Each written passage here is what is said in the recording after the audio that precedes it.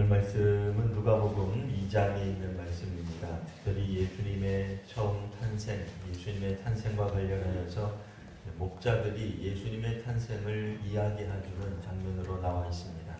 우리가 기대하기로는 메시아의 탄생은 왠지 선지자가 해야 될 것 같고 혹은 어떤 유능한 어떤 그런 장소에서 일어나야 될 것 같은데 놀랍게도 밤에 양떼를 치던 목자들, 일반 평민이라고 말할 수 있습니다. 평민에게서, 보통 사람에게서 예수님 탄생의 이야기를 듣게 된다. 첫 번째 증인이 된다라는 말입니다. 그들에게 한밤중에 주의 사자가 나타납니다. 게다가 9절에 보면 주의 영광이 나타나기도 합니다. 주의 사자가 나타나고 영광이 함께 나타나니 얼마나 놀랍고 두려운 일이겠습니까? 주의 사자로 알려져 있는 천사만 봐도 우리가 두렵고 떨릴 텐데 주의 영광의 빛까지 함께 있었다라고 한다면 이것은 매우 심각한 상황이라고 간주할 수 있습니다. 오늘 우리들은 그렇지 않습니다만 2000년 전에 유대인들은 주님을 바라본 자, 주님의 영광에 노출된 자는 곧 죽을 것이다 라고 하는 그런 생각들이 있었습니다. 때문에 주의 천사까지는 혹 괜찮을지 몰라도 주의 영광이 나타났다. 주님의 영광 앞에 내가 섰다. 이거는 곧 죽는다는 것을 의미했던 것입니다. 그러니 천사가 말을 하기를 무서워하지 말아라. 보라, 내가 온 백성에게 미칠 큰 기쁨의 좋은 소식을 너희에게 전하겠노라 라고 먼저 이렇게 위로의 말 혹은 권면의 말을 하고 있는 겁니다. 무서워하지 말라. 우리가 생각하면 이것도 얼토당토 않죠.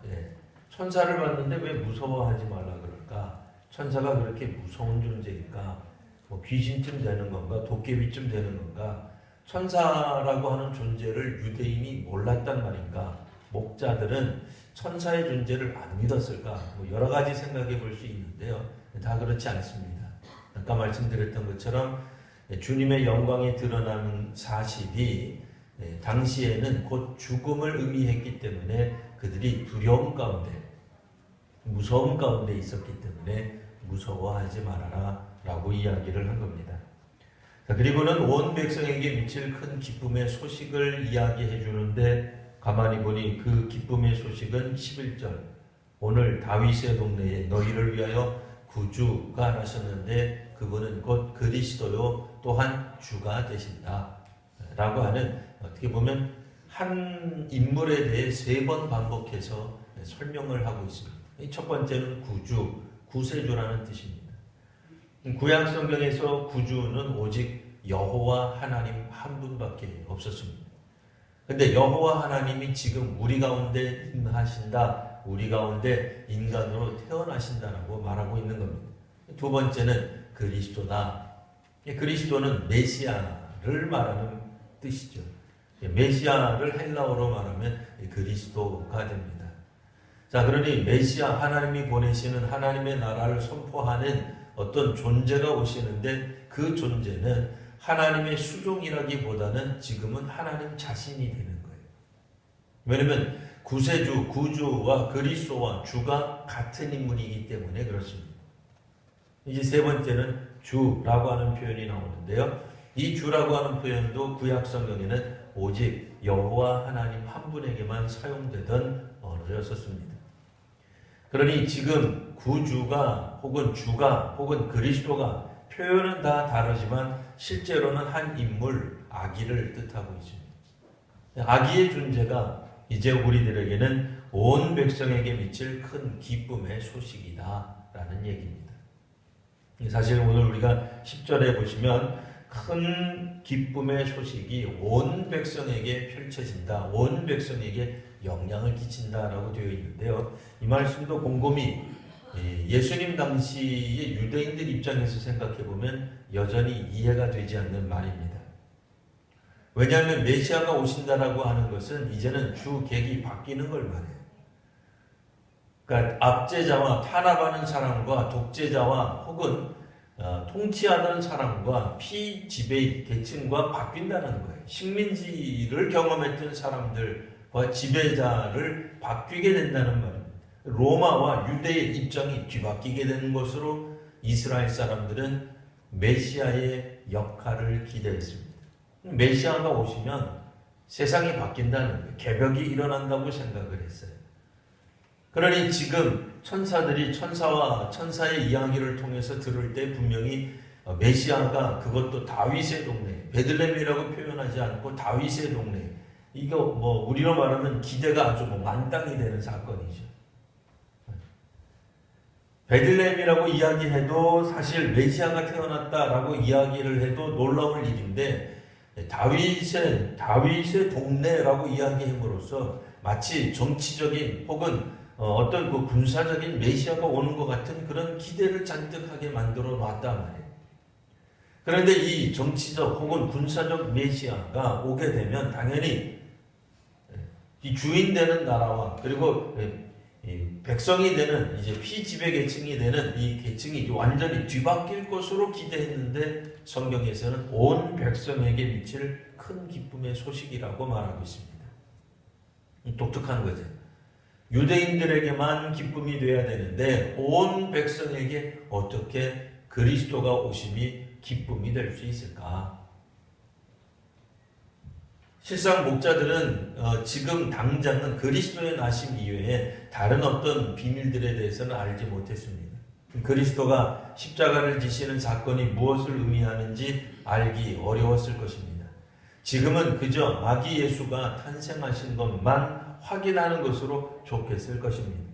그것 이상의 어떤 기능을 하기에도 어려웠을 것입니다. 자, 그래서 천사들이 나타나서 이번에는 천군, 천사들이 나타나. 근데 아마도 전에 맨 처음에 보았던 천사는 한 사람, 천사를 사람이라고 말해야 될지 모르겠습니다만 한 천사를 보았겠죠. 한 분을 보았겠으나 이제는 수많은 천군, 천사들이 나타나서 하나님을 찬양하는 소리를 듣습니다. 하나님께는 영광이요 사람들 중에 평화라고 하는 특별한 찬송을 듣게 됩니다.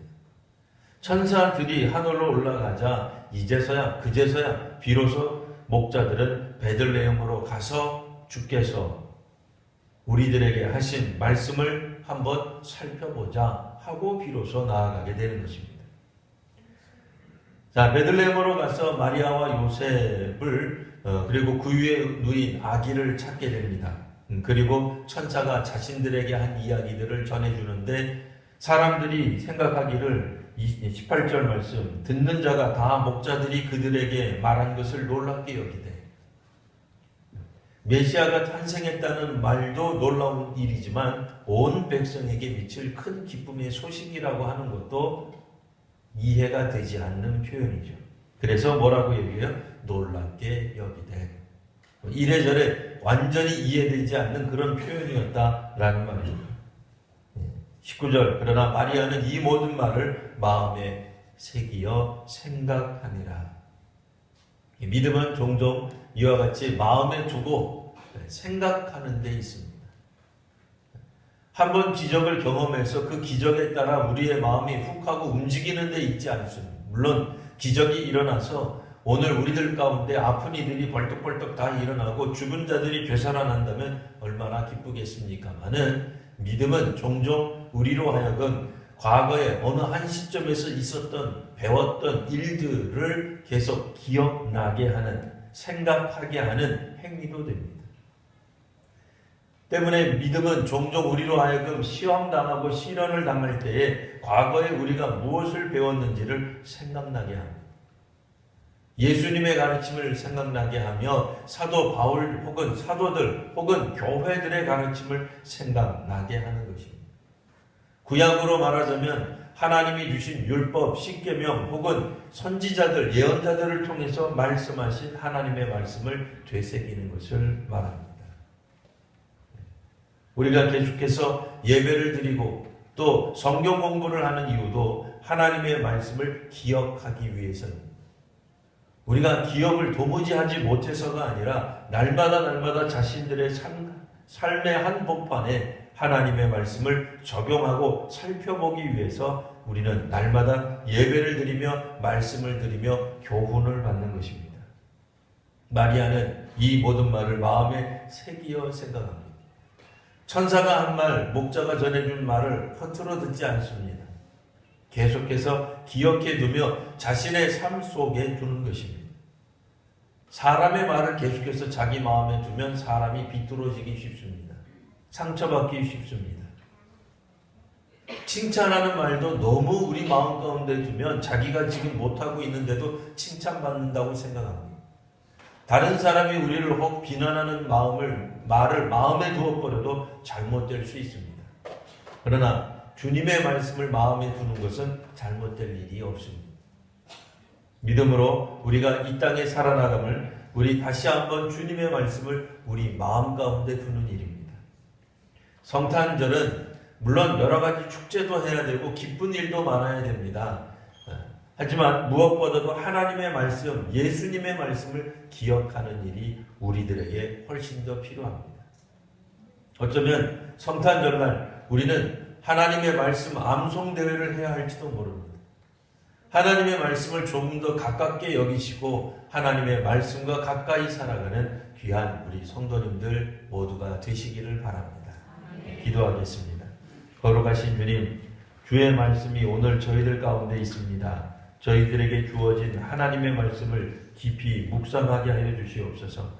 예수님을 통해 이 땅에서 주신 주의 말씀들을 기억하게 하시며 또한 성육신하신 예수 그리스도를 다시 한번 묵상하는 귀한 시간들이 되게 하여 주옵소서.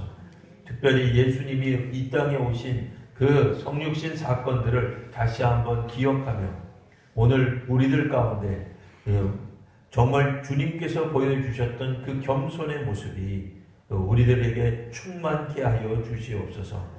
거룩하신 우리 구주 예수님 이름으로 기도드리옵나이다. 아멘.